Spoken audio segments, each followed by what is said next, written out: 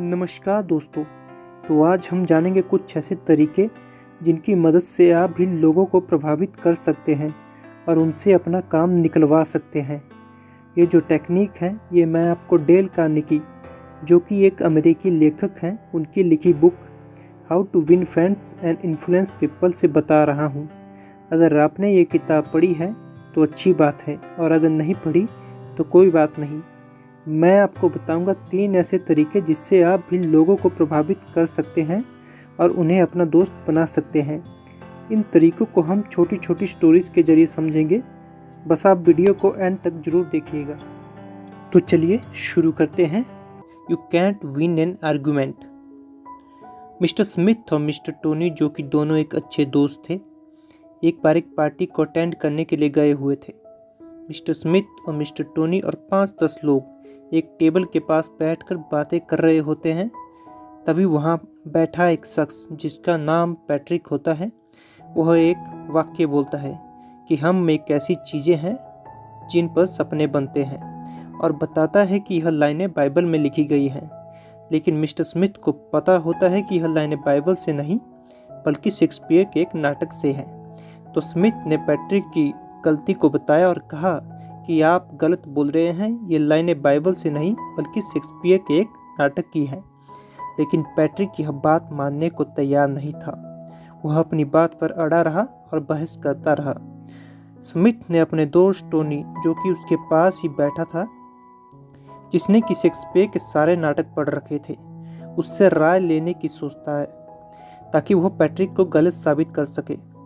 Smith Tony को बोलने ही वाला होता है कि तभी टोनी टेबल के नीचे से स्मिथ के जूते पर अपने जूते से मारता है और इशारा करता है और कहता है कि पैट्रिक बिल्कुल सही बोल रहा है, ये लाइनें बाइबल में ही लिखी गई हैं, और मामला शांत हो जाता है।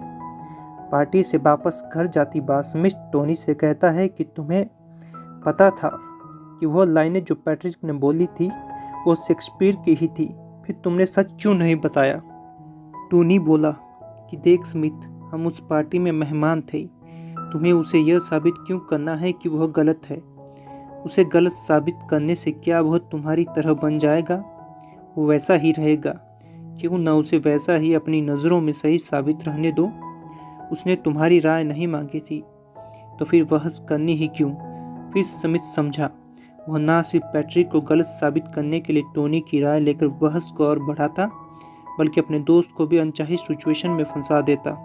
आपने देखा ही होगा कि हम भी कई बार स्कूल, कॉलेज में या किसी और जगह अपने दोस्तों या लोगों को गलत साबित करने के लिए उनसे बहस करने लग जाते हैं, और बहस कब लड़ाई झगड़े तक पहुंच जाती है पता ही नहीं लगता। इसलिए आर्गुमेंट को हमेशा अवॉइड कीजिए, इससे बचिए, क्योंकि 10 में से 9 बार एक बहस कभी किसी नतीजे पर पहुंचती ही नहीं।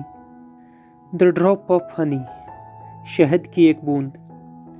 अब्राहम लिंकन, जो कि अमेरिका के एक भूतपूर्व राष्ट्रपति थे, वे एक कहावत कहा करते थे, a drop of honey catches more flies than a gallon of gall. मतलब शहद की एक बूंद 1 गैलन खट्टे पानी से ज़्यादा मक्खियाँ पकड़ती हैं। आइए समझते हैं। एक इंजीनियर था जिसका नाम रॉबर्ट था। वो एक किराए के घर में रहता था। घर काफ़ी अच्छा था पर महंगा भी था, और उसके लिए इतना महंगा घर अफोर्ड कर पाना मुश्किल हो रहा था। तो उसने किराएदार से उस घर का किराया घटाने के बारे में सोचा। उसके आसपास के पड़ोसियों ने उसको बता रखा था कि उन्होंने भी अपने अपार्टमेंट का किराया किराएदार से घटाने की कोशिश की थी, लेकिन वह किराया कम नहीं करता है, क्योंकि वह काफ़ी खड़ूस और गर्म दिमाग का था। तो रॉबर्ट ने किराया कम करने के लिए एक अलग तरीका अपनाने का सोचा।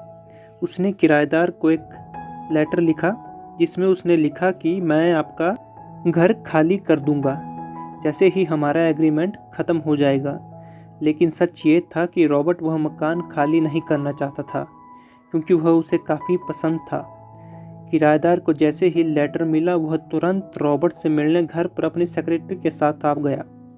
रॉबर्ट ने बड़ी ही आदरतापूर्वक उनका स्वागत किया। रॉबर्ट ने जब बात शुरू की तो उसने घर के अधिक किराए के बारे में बात नहीं की।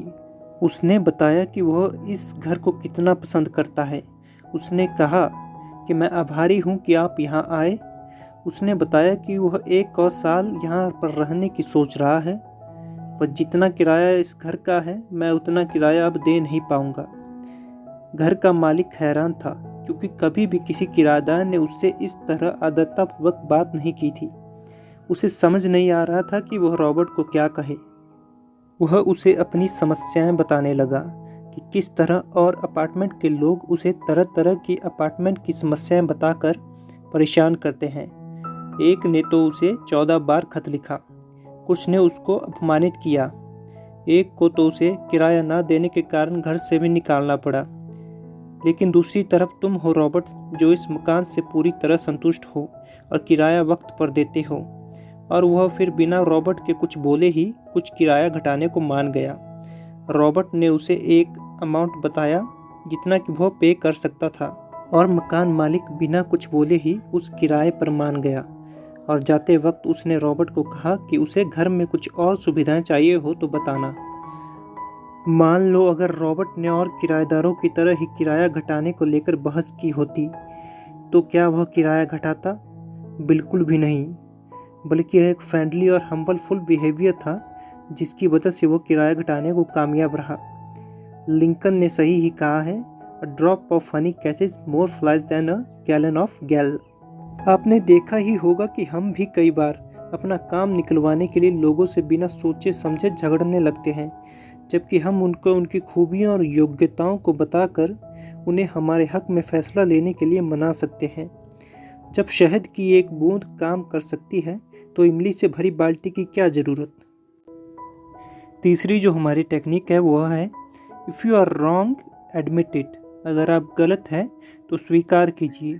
चलिए समझते हैं। एक बार मिस्टर टिम अपने पालतू कुत्ते जैक के साथ एक पार्क में घूम रहे थे। कुत्ता काफ़ी शांत स्वभाव का था, तो टिम ने उसे रस्सी के साथ नहीं बांधा था। वे दोनों पहाड़ी पर पार्क में टहल रहे थे, तभी वहाँ एक पुलिस वाला भी आ गया और उसने जैक को रस्सी के साथ बांधा न देखकर टिम के ऊपर चिल्लाने लगा, तुमने कुत्ते को रस्सी के साथ क्यों नहीं बांधा है? तुम्हें पता भी है पार्क में और भी लोग हैं, और भी जानवर हैं जिनको ये नुकसान पहुंचा सकता है। ये बच्चों को काट सकता है, गिलहरियों को नुकसान पहुंचा सकता है। टिम चुपचाप बिना कुछ बोले सुनता रहा। पुलिस वाले ने कहा कि इस बार मैं तुम्हें छोड़ रहा हूँ, पर अगली बार तुमने कुत्ते को बिना रस्सी के बांधे पार्क में लाया तो तुम्हें अदालत में जज के सामने सफाई देनी पड़ेगी।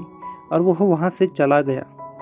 जैक गले में रस्सी के बांधने को पसंद नहीं करता था, तो अगली बार जब टिम पार्क में गया तो उसने कुत्ते को रस्सी से ना बांधने का चांस फिर लिया।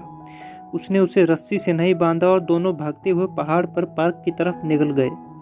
वे दोनों पार्क में मज़े से टहल रहे थे, तभी सामने से टिम को फिर से वही पुलिस वाला आते हुए दिखा। टिम ने सोचा कि अब तो ये हमें नहीं छोड़ेगा, तो टिम ने समझदारी दिखाते हुए दूर से ही पुलिस वाले की तरफ बढ़ते हुए कहा, आपने मुझे रंगे हाथों पकड़ लिया। मैं दोषी हूँ, मैंने आपकी बात नहीं मानी। मैं अपने कुत्ते को बिना रस्सी के बांधे ही यहाँ ले आया। आपने मुझे पिछले हफ्ते ही चेतावनी दी थी, लेकिन मैंने आपकी बात नहीं मानी। आप चाहें तो मुझे फाइन लगा सकते हैं, मैं सारा जुर्माना भरने के लिए तैयार हूँ। पर जो पुलिस वाला पिछले हफ्ते ही कुत्ते को रस्सी के साथ ना बांधने की बात से गुस्सा था, उसका व्यवहार ही बदल गया। उसने कहा, मैं जानता हूँ यह जुर्म है, लेकिन यह तब कोई परेशानी खड़ी नहीं कर सकता जब आसपास ज़्यादा लोग ना हो। टिम ने कहा कि ये गिलहरियों या पक्षियों आदि को नुकसान पहुंचा सकता है। पुलिस वाला कहता है कि तुम इस बात को ज़्यादा ही सीरियसली ले रहे हो। मैं तुम्हें बताता हूँ तुम क्या करो। तुम इसे पार्क में ऊपर की तरफ भागने दो जहाँ ये मुझे ना दिखे, और हम इस बात को भूल जाएंगे। तो यहाँ आपने देखा क्या हुआ। जैसे ही टिम ने अपनी गलती मानी और पुलिस वाले को इम्पोर्टेंस दी, उसे यह एहसास दिलाया कि वह कानून व्यवस्था का कितना अहम हिस्सा है, तो उसने स्वयं के प्रति आत्मसम्मान और शक्ति का अनुभव किया। तो तब उसके सामने दया दिखाने का एक अच्छा समय था। पर सोचिए, अगर यहाँ टिम ने अपनी गलती मानने से इनकार कर दिया होता तो हालात और ही होते। इसलिए अपनी गलती को मानिए, उसको स्वीकार कीजिए। इससे फ़ायदा यह होगा कि एक तो आपको बेहतर महसूस होगा, और दूसरा परिस्थितियाँ जैसी भी हो उससे बेहतर ही होंगी, और आपके अपने परिवार और लोगों के साथ रिश्ते बेहतर होंगे। आशा करते हैं कि आपने इन टेक्निक्स को ध्यान से सुना होगा और समझा होगा। यकीन मानिए आप इन तरकीबों को अपने जीवन में शामिल करके अपनी ज़िंदगी को बेहतर बना सकते हैं। और चलिए अब मुझे दीजिए इजाज़त, मिलते हैं अगली वीडियो में। तब तक अपने जीवन को बेहतर कीजिए और ग्रो करते रहिए। धन्यवाद।